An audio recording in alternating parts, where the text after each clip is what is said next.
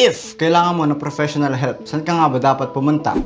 Psychologist, psychiatrist, psychometrician, o counselor? Pupunta ka sa isang psychologist kapag kailangan mo ng diagnosis or treatment tulad ng therapy. Sila ay trained professionals na nagdaan sa board exam at master's degree. Pwede rin silang mag-pursue ng research or magturo ng psychology. Pwede ka naman pumunta sa isang psychiatrist for the same reason kung bakit ka pupunta sa isang psychologist. Pero ang pinagkaiba nila, ang psychiatrists ay trained medical doctors na pwedeng mag-prescribe ng gamot sa kanilang mga pasyente. Yan, ano namang ginagawa ng mga psychometrician? Sila ay professionals na dumaan sa board exam and pwede silang gumawa, mag-conduct, mag-interpret ng psychological test under supervision ng isang psychologist. Pwede nyo rin silang lapitan when it comes to matters na may kinalaman sa research.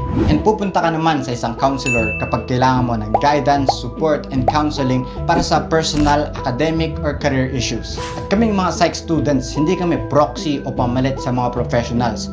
Mas maigi pa rin na lumapit ka sa professional pag kailangan mo ng tulong. And remember, I explain, not teach. Kung gusto mo talaga ng psychology, mag-take ka ng course. Dahil alam mo ba na may isang psychologist lang sa bawat 125,000 na Filipinos? Yun ay dahil nasa 1,600 lang yung registered psychologist dito. Let that sink in.